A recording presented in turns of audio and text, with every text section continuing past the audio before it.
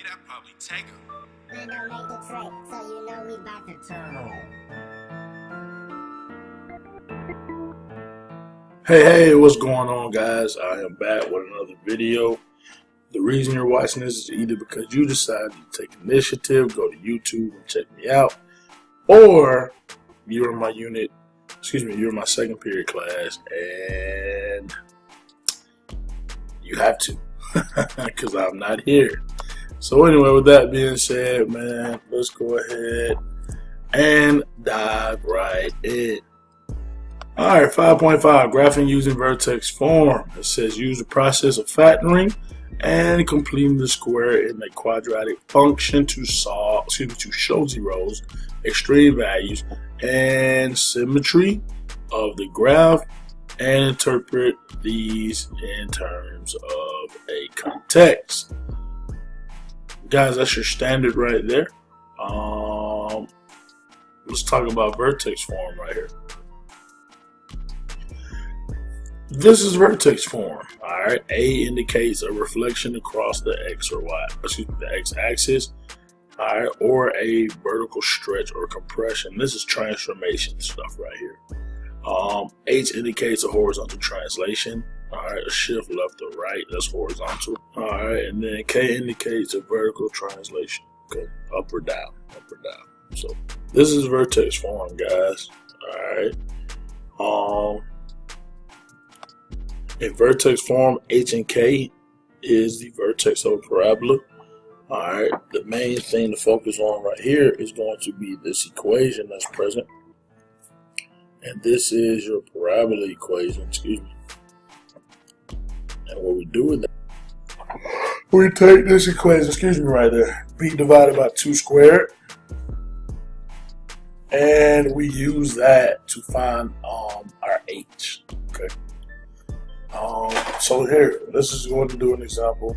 It says write the function in Vertex Form and identify the vertex. So what we do here is we identify first b, alright, because we need to use this equation, b divided by 2 squared. Well, actually, see right here, we're going to set up completing square. Remember how we used to go and move the constant to the other side? Well, in this case, we're not going to move it to the other side. We're just going to move it, okay? And then we're going to include our space. So here's what I mean. You have x squared plus 16x plus your space minus 12. Alright, minus a space. Alright, or you say plus a space, it doesn't matter because it's going to be a perfect square anyway. So now, what you end up doing here is, we're going to go. Actually, no, we'll leave it as minus. My fault, minus a space, okay? Because everything's on one side, right? If it was on the other side, it would be plus, but since it's not on the other side, it's minus. Alright. So anyway, what we do here is complete, we do b divided by 2 squared.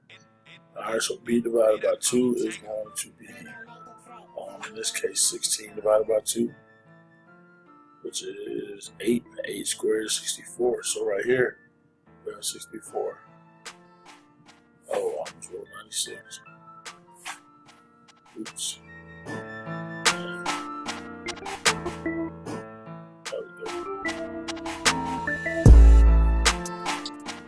Alright, sorry about that. So 64.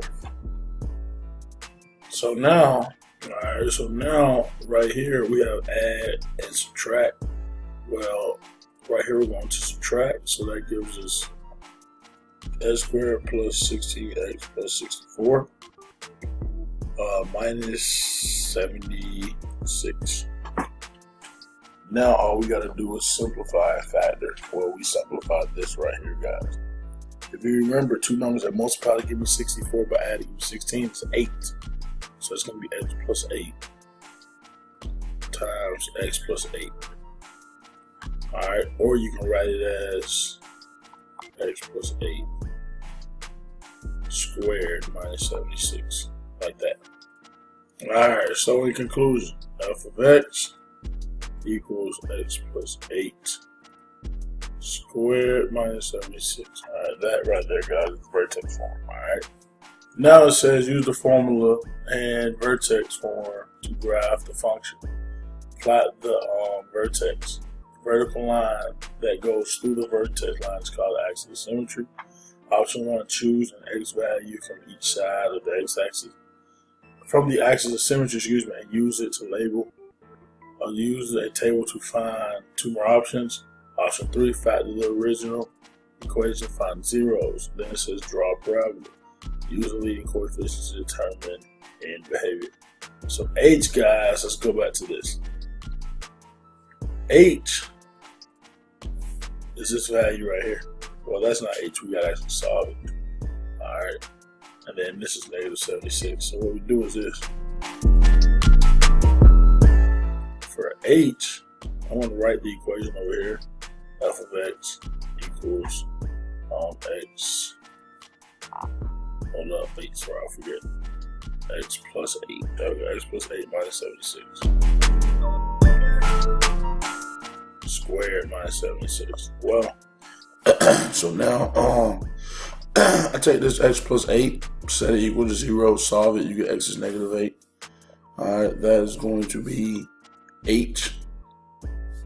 And then K is just the value out here. Alright, just negative 76. So our vertex is going to be negative 8, comma, negative 76. Alright, that's our minimum and our vertex right there. Alright. Now graphing it, guys, there isn't enough space to even do it justice. Try to sketch it. I'm actually going to use the calculator to show it to you. So I put the equation in the calculator. All right, and then right here I graphed it. You can only see a portion of it though. So what I did here was I'm going to zoom out. All right there in the center. Just zoom out. Just so you can see the graph. And again, I'm just showing you the graph. All right, this is why it won't fit on a negative 10. On a 10 by 10 graph. All right, you needed more space, but that's the graph right there, man. So, yep. I got to make sure I give you better graphs to graph on, man. This isn't really doing it justice because when you look at the like if I want to look at the zeros, all right, the actual zeros are gonna be like some funky decimals. So left bound. I haven't showed y'all this trick, but I'm gonna show y'all this trick later at another time, right? So there's one x value. All right, and if I want to look at this other x value, the other zero, gotta wait for it to come back up. See, yeah, that won't fit because this is like 16. All right, this is negative 16 something. All right, so left bound, right bound. What is that, 0? Yeah, negative 16, and then that's 0. So negative 16.71. All right, so those are your but anyway, though, so this won't do it justice. It won't actually fit, man. Only part of it will fit, like right there. So let's go and look at our next example. Right here, for the U-try, this is a U-try. But of course, I'm going to go ahead and solve it out for you, just so you can see another example done. Remember, we're completing a square. All on one side of the equation, you have x squared plus 24x plus a space plus 145 minus a space. All right, and again, all right, it's because it's on the same side. All right, there's no equal to, right? So it's on the same side of the equation, so that's why it's a minus. Anyway, when I do b divided by 2 squared, all right, you're going to have 24 divided by 2 squared, which is 12. 12 squared is 144. All right. So you factor the left side here. Remember, you just look right here. 24 divided by 2 is 12, so that's x plus 12 squared. And right here, 145 minus 1 is going to be 1. All right, so that is vertex form. Well, h is going to be negative 12 because remember, take that x plus 12, set it equal to 0 and solve it. Your negative 12 and k is 1. So the vertex is negative 12, 1. Like that. So now, man, again, this graph is not going to do this justice because like even the vertex -12, 1, this is -10, -11, -12. The vertex will like start right here, -12, 1, right there, and then go up from there. So yeah, for these two examples, man, it's not a good graph to use. So what we're gonna do is on the practice, jump on the practice, just sketch your graph as best as possible. And I'll kind of clarify in class what to do, man. But hey, that's pretty much it, man, on this video. Yeah. So, well, I guess I will catch you later.